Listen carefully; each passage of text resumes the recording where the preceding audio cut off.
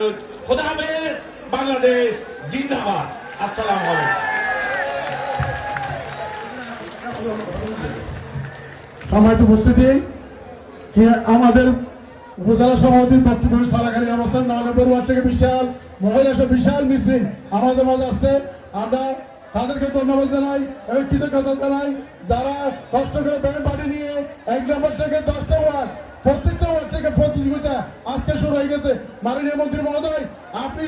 দেখেন বাংলার